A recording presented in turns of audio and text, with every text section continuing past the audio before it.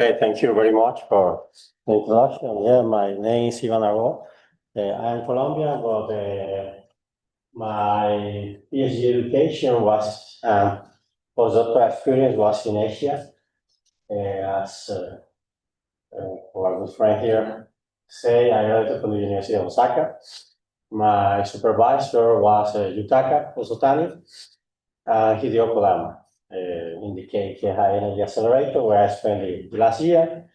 SPS postdoctoral fellow, Tokyo University of Science, CIS, PI, FI in Beijing, and yeah, short stay in Fudan and Hong Kong, and then now in St. Joseph, of course, we go wherever we can get the position and wherever there's money, then now we are there.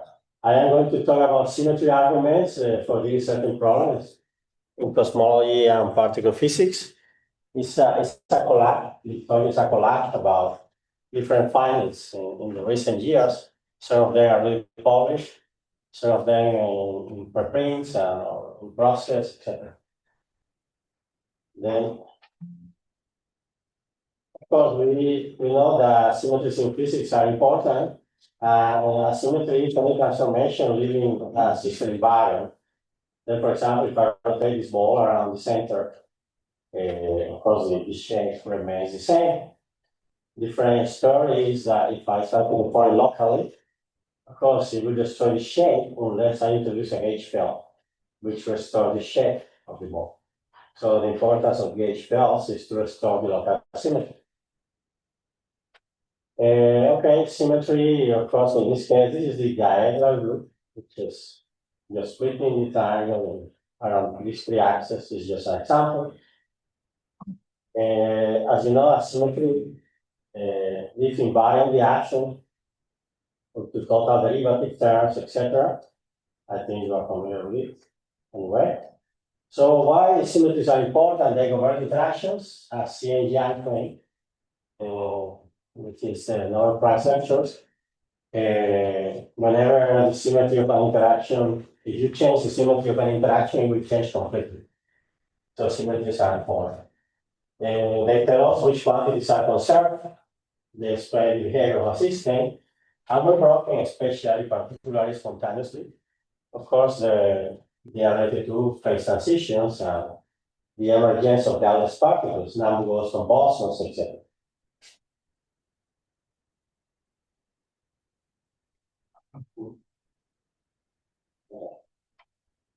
Let's analyze GR. Of course, as you know perfectly, GR is pure reality with the geometric power on the left, the short term on the right hand side with the cosmological formula here if necessary. GR has been successful, of course. We cannot challenge GR directly. In any case, if we try to modify gravity, we always have to find constraints with respect to GR because GR has so many predictions which are indisputable. One of them is, of course, the gravitational waves, which is the Nobel Prize related to LIGO observatory. It's quite interesting how LIGO challenged the uncertainty principle for the detection because they squeeze the uncertainty principle in order to be able to detect the gravitational waves. So something which didn't happen before. Of course, how do you detect gravitational waves in an amplitude 10 to the minus 21, 23 was quite challenging before. I believe personally it would be possible. Well, of course, gravitational waves had a Nobel Prize forgotten by many people, 1974. When you have a pulsar binary system, which rotates around each other, this system emits gravitational waves. GR predicts that when a system binary emits gravitational waves, they will approach to each other at certain rates. And that prediction was done before, even before the direct detection. So that's why people believe it in gravitational waves. They were sure that they existed. Well, we didn't detect them directly until recent. That's nice. So we also have the perihelion of Mercury, of course, GR. is another success. Was the first prediction of GR, which made Einstein quite happy. And well, this was before even the eclipse, no? The predictions of the gravitational lensing which came out. Gravitational lensing, of course, there is a current experiment, the guest collaboration, where I have some collaborators. They are examining gravitational lensing in order to see the content of dark matter, no? In the galaxies. Also, dark matter versus dark energy, for example, because there are scales at which they compete.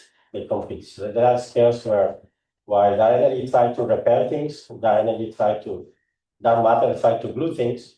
So there is a competition. There are scales where they start to compete with each other.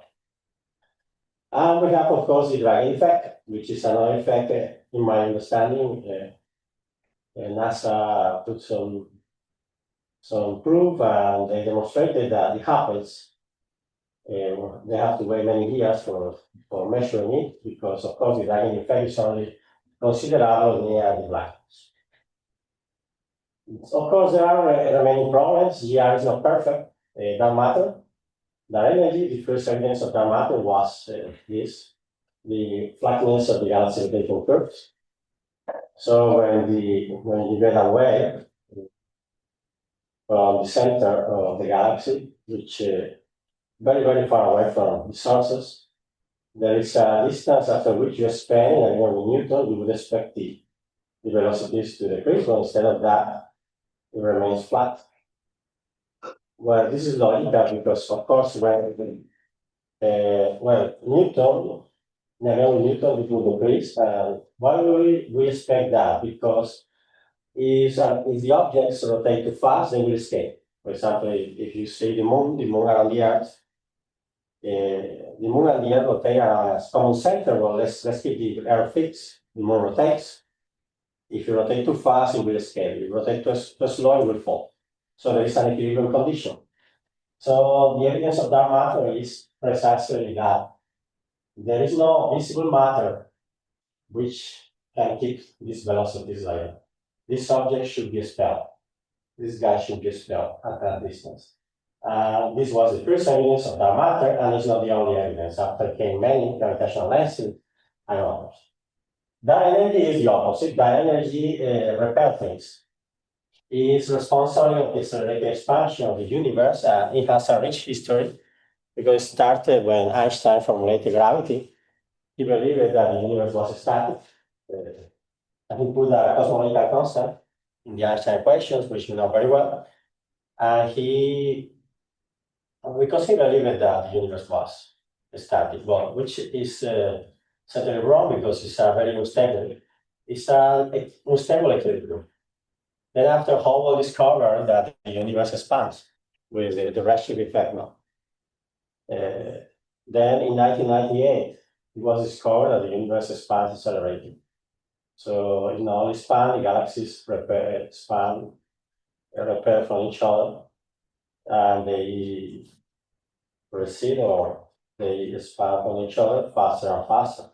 And what is the energy generating that expansion is one of the issues. Of course, you know the history of the universe. We started with a big bang, a period of inflation. There was a period where light the photons couldn't escape. Then the last scattering surface. Then there was this the period where the photons could escape, radiation dominated, matter dominated, and now we are vacuum dominated. So most of the universe is empty and it's in accelerated expansion. That energy represents most of the content of the universe, is almost 73 or so. Dark matter near 20 something, 26, 27, I forgot. And the other, what we know, the normal matter, because neutrinos is just a minority. So that's why it's so important. Why we believe that this is in agreement with the standard model of cosmology in order to keep flat the universe flatness, which is what we measure. So dark matter, of course, it will represent 20%. That energy is the vacuum energy, portion of the universe so far. And of course, relating to the problem, this is an animation, this is what is expected, but based on the luminosity of the galaxies, Newtonian. Why Newtonian? Because it's weak flare approximation. We should expect Newton behavior, but this is what happened, the flatness of the curve. So whoever produced a theory able to explain dark matter has to be able to explain the flatness, the lensing, everything. It's not only saying what is dark matter, it's also explaining why the dynamics behave like that. Even if you discover a particle of dark matter, or if there is a particle of dark matter, explaining the dynamics is important. Of course, this is another picture. You have this with tendency to be flat, and this is what is expected. It's from the center of the galaxy. Remark that there's always, I cannot say always, but in most of the cases, there's a black hole in the center of the galaxy. We have one in the Milky Way. So these are the Einstein equations. Again, this is the curvature terms, cosmological constant time, the source time. If the matter exists, it would appear here in the right-hand side. But no one has seen that matter. Then what people try to 2 points of view. One is they try to modify the left-hand side or the Einstein interaction, or several problems emerge. And the other option is to investigate, to assume densities profiles of dark matter, the Navarro something profile. They invent many profiles, which are consistent with your observations. But I think the Navarro et al. Is the most popular one. Of course, we have gravitational lensing, which, as you know, is the curvature line with due to the presence of the matter. This is another picture of the same. This is the Friedman equations, of course. This term goes up to the zero when we sum out all the content integers, the energy, the matter, and so on. And another issue of the matter is that the evidence of the CMBs seems to support its existence anyway. And of course, the energy, we know that there is plenty of evidence for the center of lab.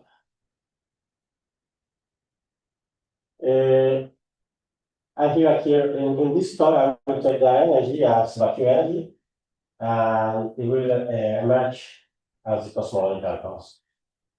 So I will not modify gravity, and I will not invent any theory around. I will just try to calculate the vacuum energy density, and I will see what is necessary to do in order to obtain the right result. As you know, the main problem of the energy is the calculation of the vacuum energy density. This is the Einstein reaction with the cosmological constant plus the Lagrangian matter. This is the vacuum energy density observed, not the experimental value. Well, the theoretical prediction is this. For the calculated theoretical prediction is the integration of the vacuum energy density from the algebra of the quantum harmonic oscillator, which is the algebra we use for the quantum fields. I mean, when we quantize quantum fields, we have to impose an algebra. Either we impose the algebra on the fields, fields and canonical conjugate momentum, or we impose the algebra of creation and annihilation operators. Either way, one will derive the other anyway. You impose the algebra in the fields, you will derive the quantum harmonic oscillator, or vice versa. You impose the algebra of the quantum harmonic oscillator, it will emerge the algebra for the quantum fields. And of course, the quantum fields, they are expanding in positive and negative frequencies, which in perfect vacuum, of course, they don't mix. When we work in Q space-time, it's more complicated because those frequencies mix, and that's what creates the Hawking radiation, for example, and those kind of effects. Then, and of course, we know the vacuum switch. The vacuum switch, the vacuum is permanently creating particle to particle, electron, positron, proton, antiproton, etc. There are infrared modes in vacuum, there are ultraviolet modes. This calculation is assuming a cutoff. Cutoff, no? It's the Planck scale 10 to the minus 35 meters. But this calculation is a different integration. The reality is like you have this bar omega. It's k. Normally they take this p is k squared with k here, and this omega is k. And of course, you will have a k cube here at the end when you mix these two terms, and when you integrate k forth. And the cutoff is flat, of course, the max here. Obviously, momentum and space, this integration because. And then, how to say, I put Einstein because Einstein was the first guy who put the cosmological constant. Well, but of course, the theoretical calculations came after this. And this guy is 120 orders of magnitude larger than the observation. So in other words, this value is 120 zeros larger than this value. This is the worst theoretical prediction in the history of physics. And there might be many reasons for that. Of course, people can always argue about that. But the idea in this talk, of course, I will revise the calculation. I will revise some arguments about it. And the first thing I will put in mind is that the vacuum creates infrared modes and ultraviolet modes. Naturally, the infrared modes come from light particles. They have to live longer. And the UV modes come from heavy particles. They have to live less. So they have less time when they emerge now. And the vacuum energy, we know it exists. I mean, it's not a science fiction. It's not a Marvel or so. We know it exists because we know that the Casimir effect, when you put two plates in parallel, due to the vacuum energy, they attract. And this effect has been tested in several times, so we know the vacuum has energy.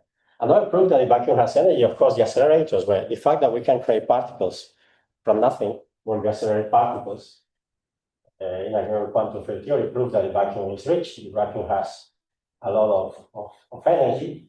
Evidently, when we create particles, most of them are unstable and they decay. It's in processes were established already. And that energy, of course, from the most basic theoretical point, we come from the algebra of the quantum harmonic oscillator. This is the algebra I was talking about. The quantum field, for simplicity, of course, on the scalar. The canonical conjugate momentum. This is somehow the extension of the position momentum, the algebra of the standard quantum mechanics. But remember that ordinary quantum mechanics is a single particle approach, where the wave function is interpreted as the probability of finding a particle. We cannot extend that interpretation in quantum field theory, which was the failure of the Klein-Gordon equation before. Remember when the first relativistic theory extended directly the Schrödinger equation to Klein-Gordon, the Klein-Gordon equation was interpreted as a single particle approach with unstable. And then came Dirac, who realized that the problem was in the orders of derivative. And then instead of using second order derivative in time theory, he used first derivative in time, first derivative in space. That solved partially the problem. And that's how the antiparticles were discovered theoretically. And then after we realized that in reality in quantum field theory, we cannot interpret whatever the functions as wave functions, but as quantum fields. And in that sense, the Klein-Gordon equation still is useful as a quantum field. And the Dirac equation, of course, is also a quantum field equation. But the key point is that what I want to remind is that even in quantum field theory, we use the same algebra of the quantum harmonic oscillator. And the algebra of the quantum harmonic oscillator always has a ground state with an energy which is different from zero. And it's this one half h bar omega. And this is the one which we show here over all the modes, obtaining the 120 orders of magnitude. Of course, this is the expansion in positive and negative frequencies, which I mentioned. And the other state comes from the Hamiltonian. When you express the Hamiltonian of the quantum field in momentary space, you have the particle number operator here. Well, if you send this to zero, this is the vacuum energy, 1/2. Of course, this term will give an infinity, which in quantum field theory is irrelevant, because in quantum field theory we exclude it. We don't care because it's irrelevant. It's just a reference point for the energy. But in gravity it matters because Einstein told us that there is an equivalence between mass and energy, equivalent mass energy. So of course the energy is a source of gravity. So wherever there's energy there, something interesting must happen in gravity. So that's why in gravity the vacuum energy cannot be neglected. And remember that in gravity we impose the Planck length. In principle, if we reach the Planck length, it's a huge amount of energy concentrated in a small point. Of course, so many things can happen at that level. Then how to solve the dynamic problem? How to decrease this 120 orders of magnitude, or you modify gravity? Well, I worked on myself modify gravity theories for a long time. I worked at massive gravity and worked at other theories. After a while, I started to abandon some of them already. Slightly agree with them. So in the recent papers, I look into this one. But to decrease those 120 orders of magnitude. That was my main interest. We don't modify gravity. And starting a simplistic approach, let's say with minimal assumptions, minimalistic, let's put it one. Then, of course, analyzing interaction, of course, this integral is a triple integration with two angles and k naught.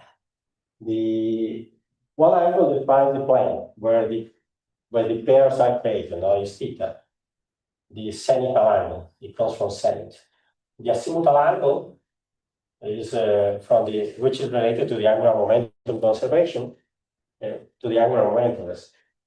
And the other, of course, the other integral is in k, exactly. So it's a triple integral.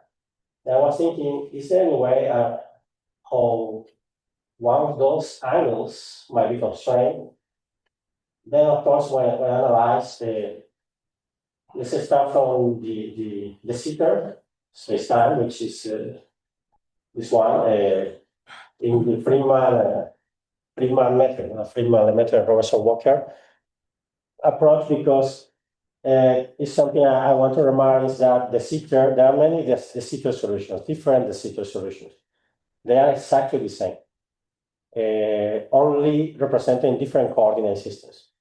Then, for example, there is the Sitter solution in static coordinates, where you have a explicit approach, which is, I think you have seen that in textbooks, is this metric, is the minus 1/3 lambda r squared, t squared plus 1 minus 1/3 minus 1, the r squared plus blah, blah, blah. This actually is the same solution there.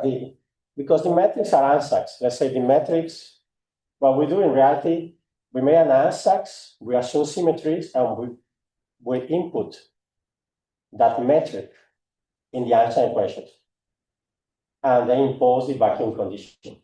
But in the case when this cosmological constant is not vacuum, we put the lambda g mu term, that lambda g mu there, which let's put it here.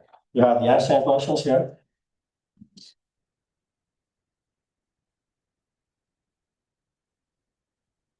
Minus plus is matter of convention equals 0. Of course, if this is not here, you put equals 0, and you just send the fraction in the static. If you put this, of course, you will obtain this one Sitter. Or if you do another ansatz, but in this case dynamical, then you will obtain that result there. And the ansatz, the general ansatz, in that case, is simply the minus dt squared plus a squared t, and then the r squared plus r squared the omega squared. This is the general ansatz. You put this in the answer questions, and then you solve. Yeah, but at the end, everything is an answer. Then, and that's okay, of course, it's standard, people have tested, etc. But of course, this method is equivalent to sitting in comoving coordinates. Let's say that you sit and you span with the universe. That's why you see time here so nice. And this one is a static. You see all the universes. You start static and you see the universe different. Now, this metric has some set of symmetries. Well, the one I care about is the rotational symmetry. The rotational symmetry because it's the one related to the angles, and to the angular momentum conservation. And we know perfectly that we can derive a conservation law for the angular coordinates. If we use the Killing vector, this is space like Killing vector, which is 0, 0, 0, 1. We decrease the index with the metric, and we contract it with the x nu, the top. Then we obtain an invariant, which is the angular momentum. And then, of course, that invariant will constrain the behavior of the azimuthal angle. Then let's integrate, and when you make the integration, it gives you this. Now, this exponential is a cheater. This cheats you. This R also cheats you because this R is not a variable here. I mean, it's just a parameter because you are using common coordinates. So you can just exclude the variation now. And here, H is the whole parameter. It might change in time. So this exponential could be anything also. And lambda you can take as the time coordinate, basically. Then, of course, I did an initial answer. The typical expansion we see in the textbook is this one, and I obtained this Harlow solution. But even this Harlow solution is telling me when I introduce I give you this, it's telling you that the ultraviolet modes, which has a very large K, they are suppressed. So they don't survive. So it means they don't cover so much angle. Yeah. What do you mean by find max here? Okay, yes. Because the integration, I do the maximal angle which each frequency mode can take. Let's say when I integrate let's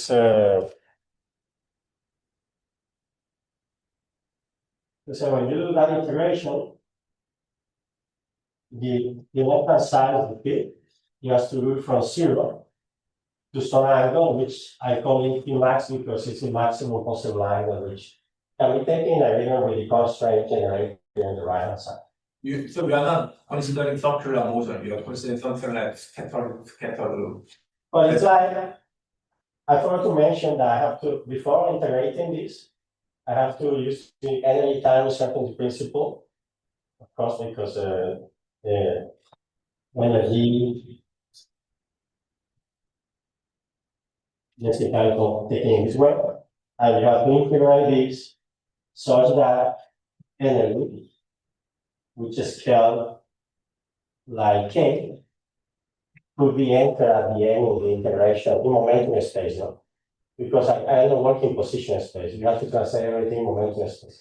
One naive way to do is uncertainty principle. The most rigorous way is Fourier transformation. Yeah. So, but now from those is not I don't consider, in this case, I don't care so much, but we know in a expanding universe, the energy is not necessarily conserved. Then, of course, timeline killing vectors, we use it mostly in, we can define it, of course, in this case, but mostly when I work in static coordinates, I can define a conserved quantity related to the time translations, no?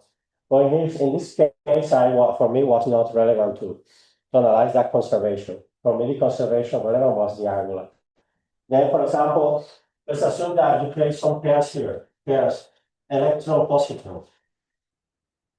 Then these pairs, they have two angles not defined. One is the plane of rotation, which is defined by theta.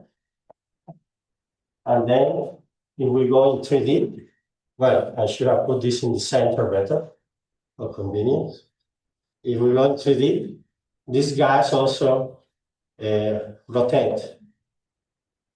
And this rotation is related to the angular momentum, and that's this phi, this phi. So since the plane of where the pairs are created is arbitrary, this theta, when I do the integration of the vacuum energy density, which is at the triple integral, the theta still is from minus pi to pi. But the phi is from 0 to phi max.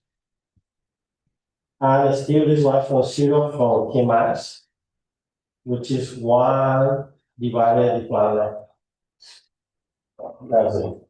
So the same could talk, the only change is in the second integral.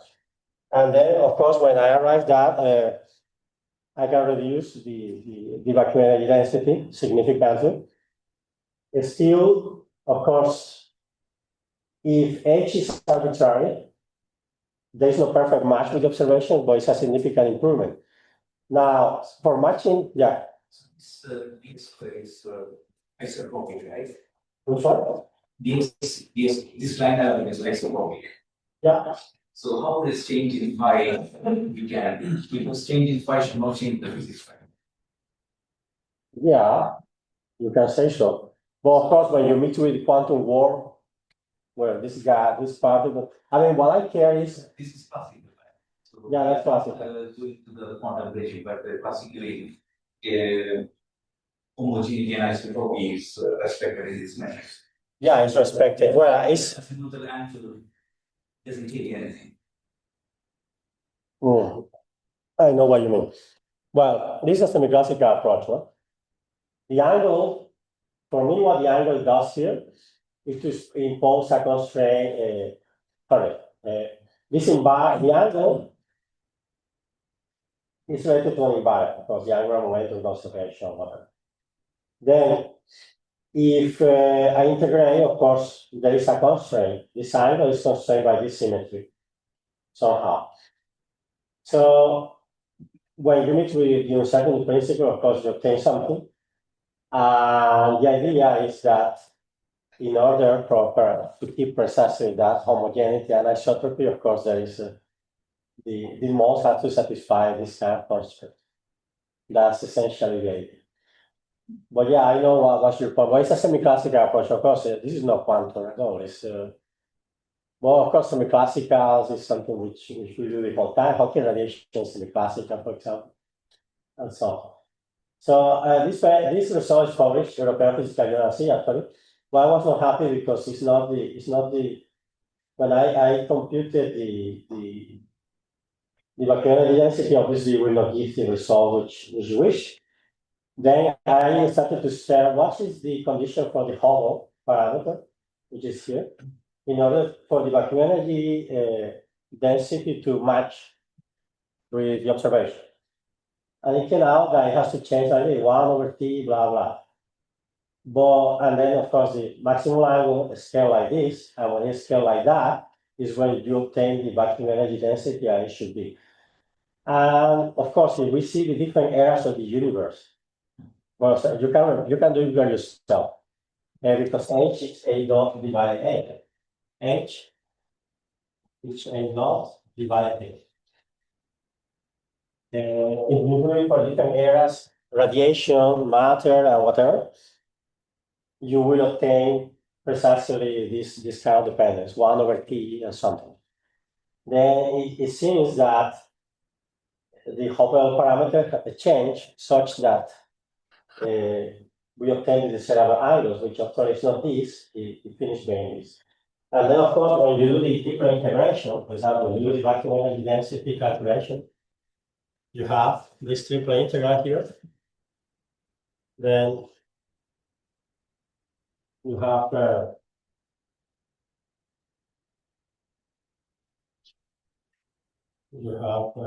I will put K immediately because it's H bar omega or omega finish. This here will be the 3K, but this 3K is K squared. I think sine theta, theta 3 or something like that. If I didn't make any mistake. So the first integration will be theta minus pi to pi. I don't change that because this is the plane where the particles are created. What I change is this one, 0. Well, this is scale like 1 over k squared with some parameters.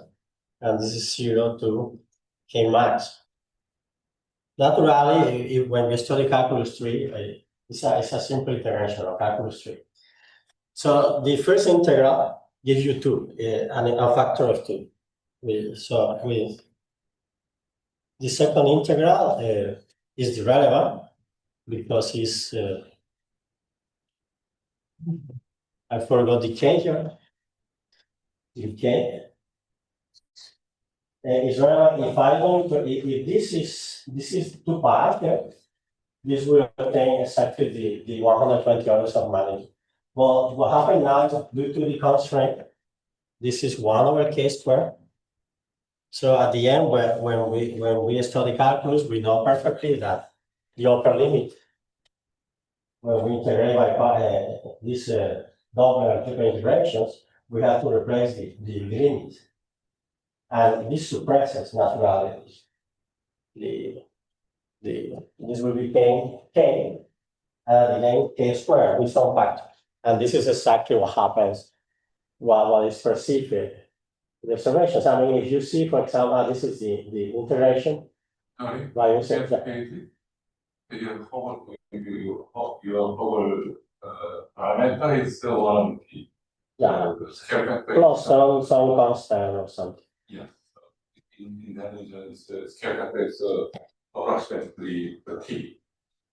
The scale factor a t is approximately t, just t, medium fundamental t.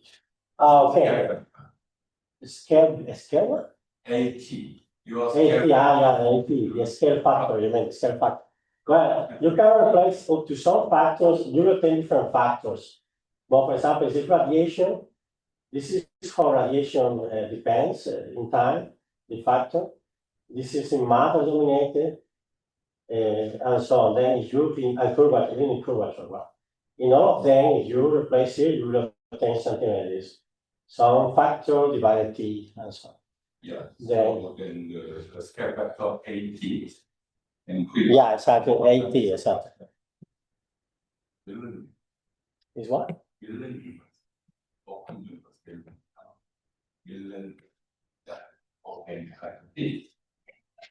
So this is your background.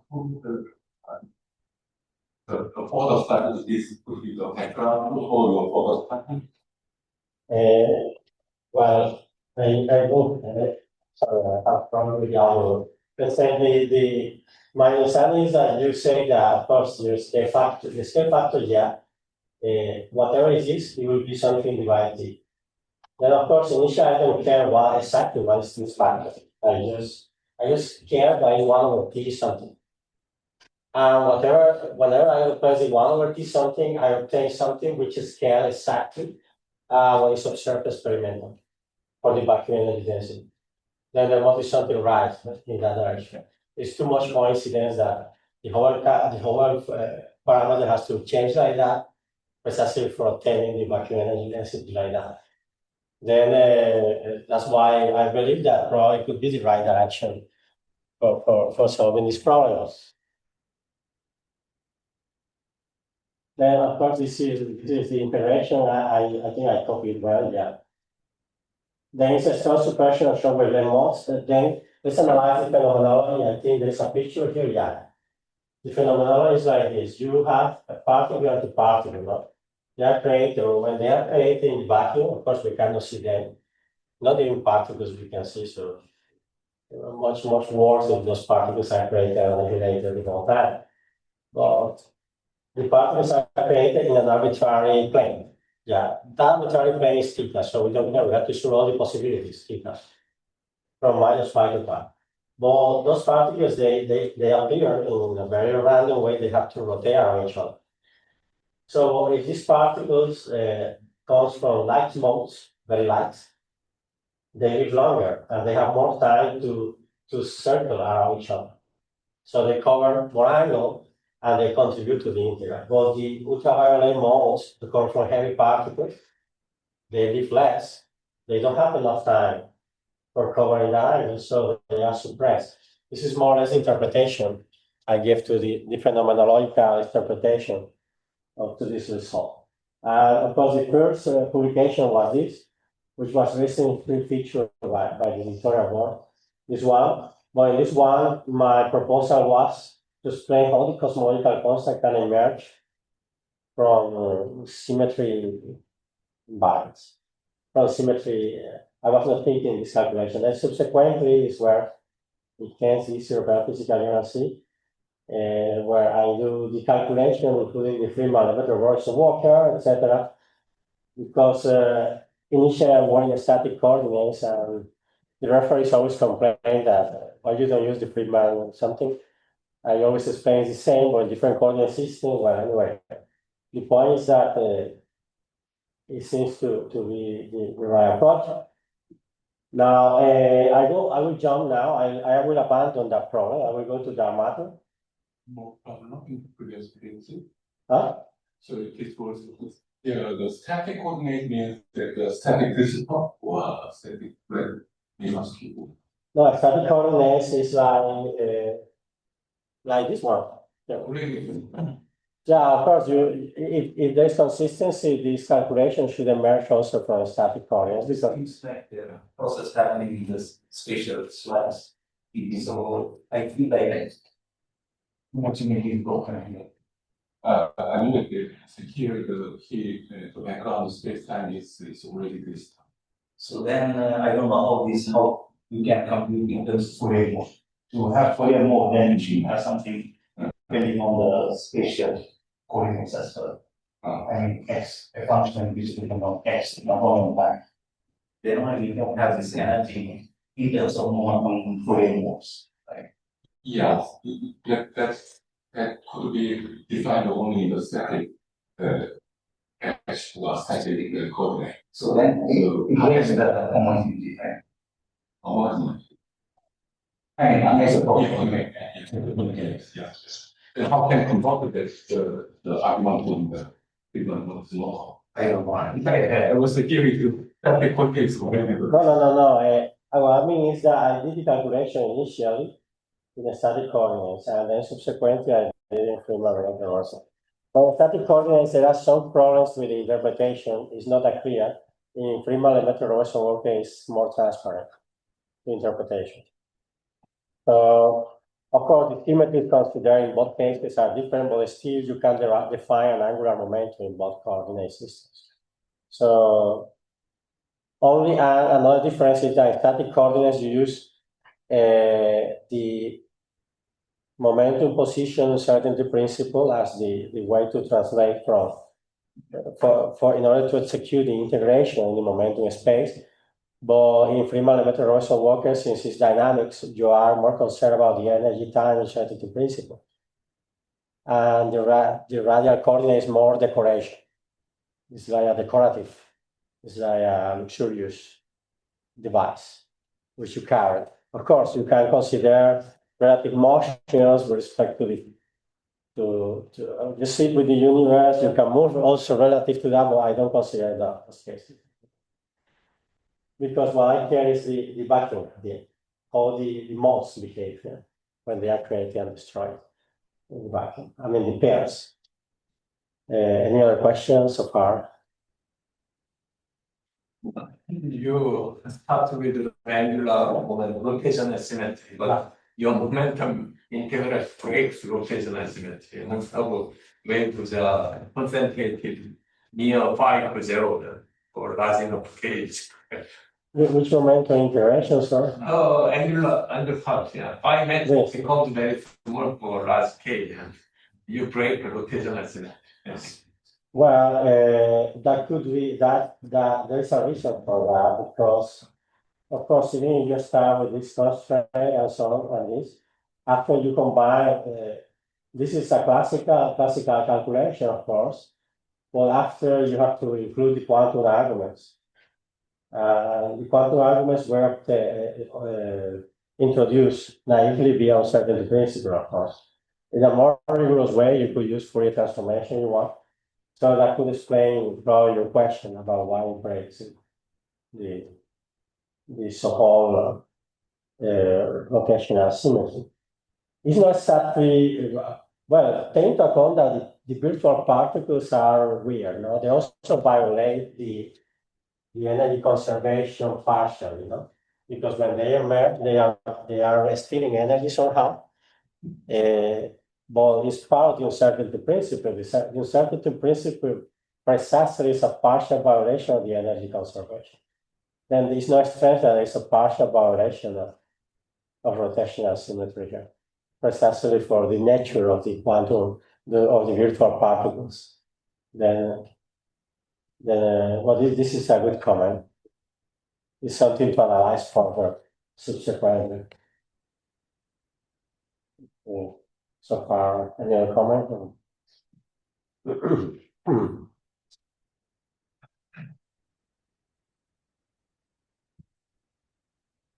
So then I jump to dark matter now. I abandon dark energy. In dark matter, I have more problems. Than with dark energy. Because dark energy, I didn't invent anything. Actually, there's nothing new. It's just vacuum energy. And what I did is to impose a constraint and use, I mean, all the arguments are standard, no? Well, in that matter, I started to mess up a little bit the things. Then the first I proposed a solution here. It was a little choice in time. You receive a comment. I replied to the comment. The comment was partially right in the sense that the metric proposed here is not exactly vacuum, but it was wrong in other things. I improved the solution here and here in this publication. And what I did is to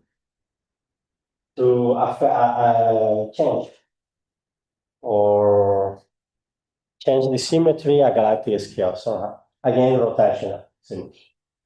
Then let's talk a little bit about symmetries. Of course, symmetries.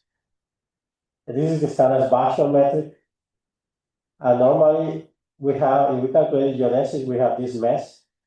But luckily, fortunately, when we use the symmetries, everything becomes nice. We have a parallel Killing vector, we have the rotational Killing vector, which I mentioned before, and these are the invariants. Of course, we have to download the index here with the metric and so on. This is how we obtain the energy conservation in spatial and the angular momentum in spatial. And this is just the equation of energy, which is here. And when we impose this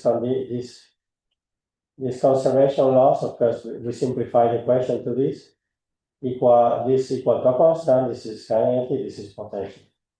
And everything depends on how this potential behaves. Nice. GR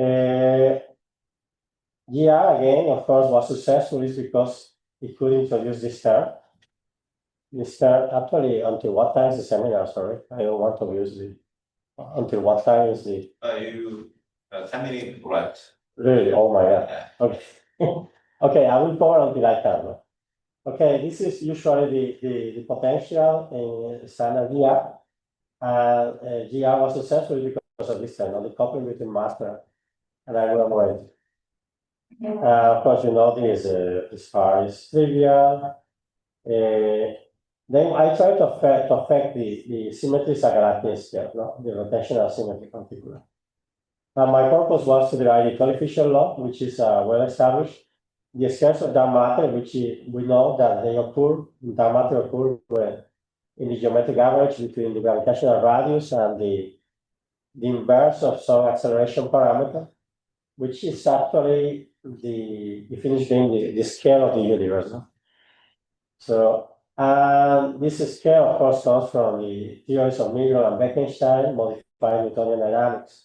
But any attempt to reproduce with modified Newtonian dynamics in a relativistic way was inconsistent, so I tried to avoid those approaches. This was my initial approach, which it was not, I didn't like so much at the end, but this was the initial idea, was to convert this solution by imposing the tangential velocity as the invariant instead of the angular momentum at galactic scales.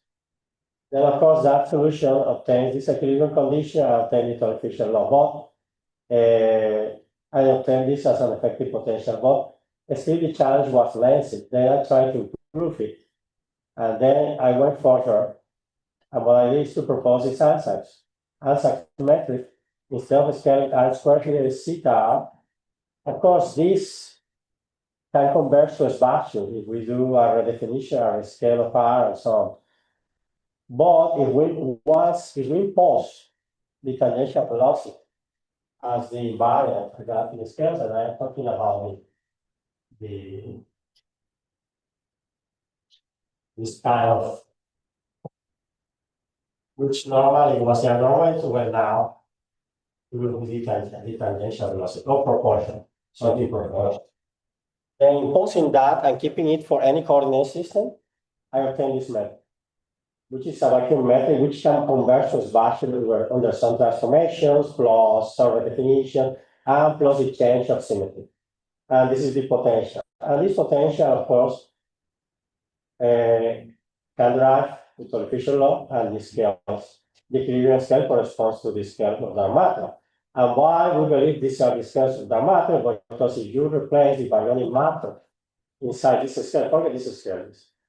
These are the values of different galaxies, Messier, blah, blah, blah. And all these values match with the scales where dark matter has the strongest effect. So, of course, there's an observational reason for that. Remember.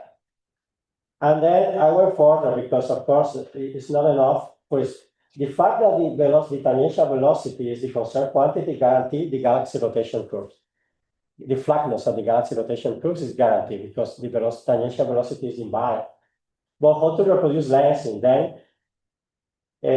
I established something recently, the dynamical origin of dark matter, is when you go to the weak field approximation of the Einstein equations, the zero components are irrelevant. This is the equation vacuum, and this is how the method becomes a general vacuum condition.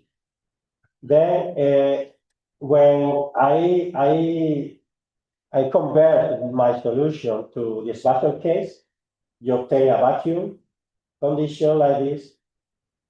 This is the vacuum, a Schwarzschild light vacuum, the same. This is the new vacuum, of course, also, of course, locally. But the problem is when we use the metrics or the star, when we start to compare the two vacuums. And when we start to compare, there is a discrepancy. And of course, if we use the Laplacian defined in the Schwarzschild light case, with the solution obtained in the new solution, you obtain a density profile. And that density profile is like that, like 1 over R to the phi 2.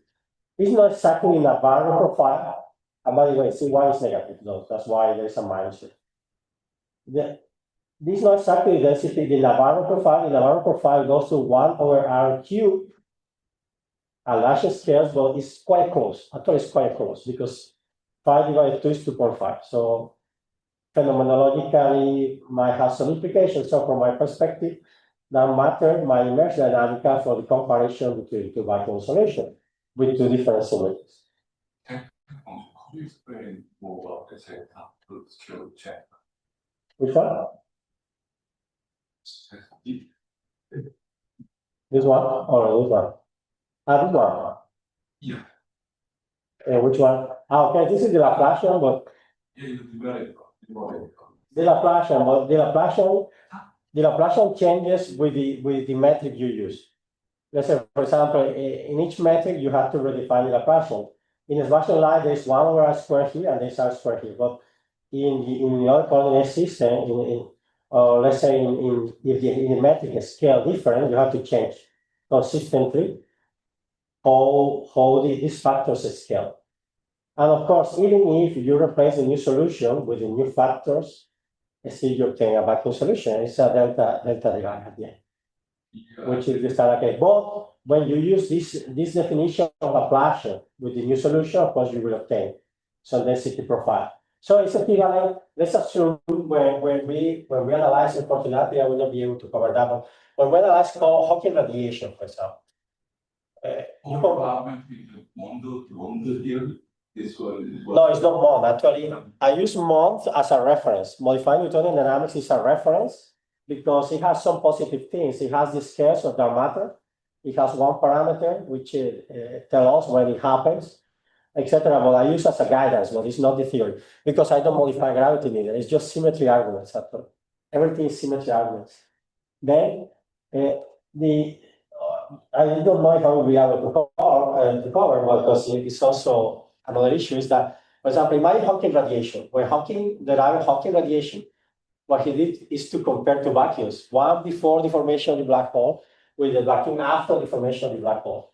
He connected via Bogol-Wolff transformation. Here, there's comparison also vacuums go in a different way, in a classical way. This comparison is classical.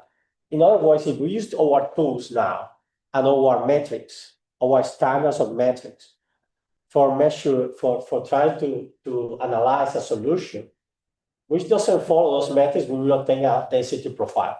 And of course, we will obtain the lens, the enhancement of lensing, and all these kind of things. But if we switch to the appropriate metrics and the appropriate standards, then we will see a vacuum solution. It's more or less the standard idea in this case of dark matter. Any other comment or question? So of course, some of these results are published, some of them are published, some of them are in process, some of them eventually one other rejection, which is quite normal in physics, but of course, still there are a few published. And of course, people might have different opinions about this kind of comparison. Now, I don't know if I have time, but maybe 5 minutes, if you don't mind. I will jump a little bit further. I will not explain this part because you know this part. In the past, I did a connection between quantum Gauss and Gaussian theory, which I will not explain, but I will have done to Hawking. Recently, I also formulated the Hawking radiation as a mechanism of spontaneous symmetry. This is the Lagrangian, able to generate the same spectrum of radiation of Hawking. It has a quadratic, cubic, and quartic term, the particle number operator, n is a diagonal, of course. And you find the vacuum condition of this operator when m squared is larger than 0 is trivial, when m squared is smaller than 0 is non-trivial. So it means the particle number operator is another parameter in the Hawking radiation. And Hawking radiation only appears when the symmetry is spontaneous and broken. So it means the black hole is always permanently trying to find a stable equilibrium, but it fails. So because it's breaking the symmetry at a given time, it breaks the symmetry spontaneously. And the big pattern with symmetry, the symmetry related to the internal configuration, which keeps invariant the mass, charge, and angular momentum. So, which is related to the no-hair theory. So at the end, remember that Hawking compared to vacuum. So the idea came like this: Hawking expanding a quantum field, positive and negative frequencies. This is before the formation of the black hole. This is after the formation of the black hole. Some modes go inside. We don't care. We care the modes which escape. And what we do is we define a vacuum locally before the formation of the black hole and a vacuum locally after the formation of the black hole, and we compare them via Bogol-Wolff transformation. And again, when we compare the two different vacuums, for example, if I use this operator in the wrong vacuum, I will obtain particles. And that's what Hawking derived basically. And then at the end, since the particle number operator is the only parameter, of course, the superposition is very well known that the other parameter, right? Just through it over all the possible grounding states, it gives you a trivial result. This is a very standard result when established in physics. Before the symmetry, before you select a grounding state, before the symmetry is broken, the vacuum you have not selected, you shoot all the possible vacuum states, all the possible other parameters, and you will obtain 0. Then if the particle number operator obeys this, it means that there are some particle number which become negative, and how to interpret them, maybe particles moving in the opposite direction, maybe antiparticles, etc. Consistent, of course, with the picture Hawking that the pairs are created, some of the enter, and of course, there are some a couple of publications in that direction where I am trying to attack the black hole information paradox, but I cannot solve because there are many things to consider. And finally, I am also concerned with the neutrino oscillation problem, which is a problem which a friend from Fermi wrote to me for recently. Of course, it's not that I am the only one attacking it. There are many people doing it. But again, I want to do a simplicity approach only with 3 flavors. My results was based initially in the triangular formulation. This is the standard approach. These are the mixed angles. This is cosine theta 1, 2, theta 1, 3, blah, blah, blah. Then the approach which I did is to define 3 ground states, 3 vacuums corresponding to the 3 different flavors. And the picture suggests that when the neutrino flies, it shifts different vacuums from muonic, kaonic, and electronic. But it never selects one. It never breaks the symmetry spontaneously. Then that's why I take the flavor as another parameter and I find some constraints. Interestingly, those constraints are consistent with observations somehow. I don't know if a coincidence or not. And finally, I obtain some constraints by using some triangular formulation between the mixing angles. But the triangle is an approximation because it's not perfect. And the result suggests it's normal hierarchy, not inverse hierarchy. Normal hierarchy is that I don't know if you're familiar, I didn't have time to explain the neutrino so much, but normal hierarchy is that there are 3 masses. The mass 3 is much larger than mass 1 and mass 2, and the other mass 1 and mass 2 are very close. So whoever is familiar with the problem will know. And this is, okay, I have YouTube channel, follow me. And then if you want. And my conclusion is the neutrino mass, I have not generated any mechanism for the neutrino mass. This is my major complaint of the reference. Author 1 paper is almost published already. Another was rejected. But the complaint is that I have not written explicitly a Lagrangian for the mechanism generating the neutrino mass. Still, what I found is some constraints and some physical features for constraining the parameters related to the oscillation. I didn't explain quantum Jam-Basel, but I demonstrated in the past that there is a correspondence between quantum Jam-Basel equations and the number-Gaussian theory. So solving the counting problem, when you want to condense matter system, 2 broken symmetries can generate only 1 number-Gaussian bosons, and the frequency could be quadratic, which is not what happened in high-energy physics, which a problem. It was a problem attacked by Murayama and others in the past, and in the Nielsen and Chada, and Yoichiro Nambu with himself. And then the black hole information paradox might be solved by symmetry argument. Observe cosmological constant bounds obtain the asymmetry constraint and effects attributed to that matter. From my perspective, emerge from deviations of spherical symmetry and by comparison of vacuum states. And this is my talk today. I have to accelerate at the end because thank you very much.